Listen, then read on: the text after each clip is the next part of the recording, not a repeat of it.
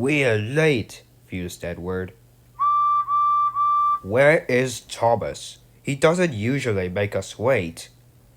Oh dear, what can the matter be? Sang the fireman.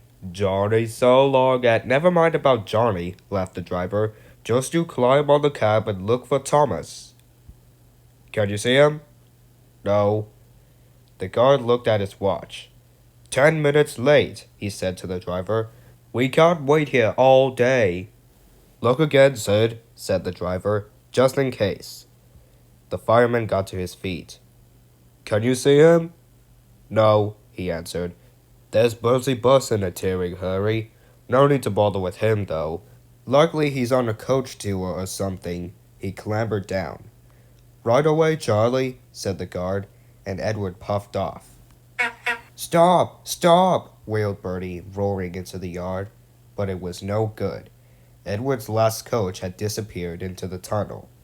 Bother, said Bertie. Bother Thomas's fireman not coming to work today. Now why did I promise to help the passengers catch the train? That'll do, Bertie, said his driver. A promise is a promise, and we must keep it. I'll catch Edward, or bust, said Bertie grimly, as he raced along the road. Oh, my gears and axles, he croaked, toiling up the hill. I'll never be the same bus again. I see him! Hooray! Hooray! He cheered as he reached the top of the hill. He's reached the station, Bertie groaned the next minute. No, he stopped by a signal. Hooray! Hooray!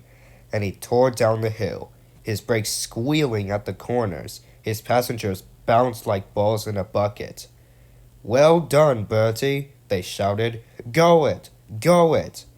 Hens and dogs scattered in all directions as he raced through the village. Wait! Wait! He tooted, skidding into the yard. He was just in time to see the signal drop, the guard wave his flag, and Edward puff out of the station.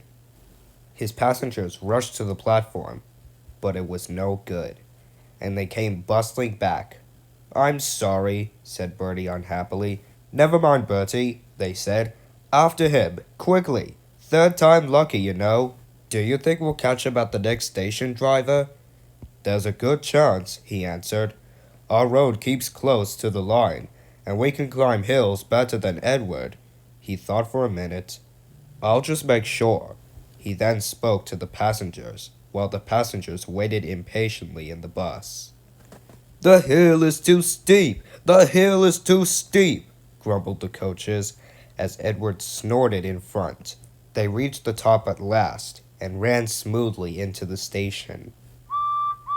Whistled Edward. Get in quickly, please. The porters and people hurried, and Edward impatiently waited to start. Whistled the guard, and Edward's driver looked back, but the flag didn't wave.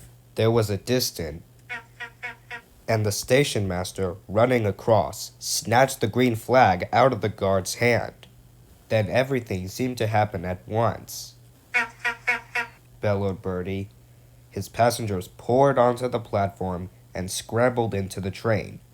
The station master told the guard and the driver what had happened, and Edward listened. I'm sorry about the chase, Bertie, he said. My fault, panted Bertie. Late to junction. You didn't know about Thomas's passengers. Goodbye, Bertie. We're off, whistled Edward. 3 cheers for Bertie, called the passengers. They cheered and waved until they were out of sight.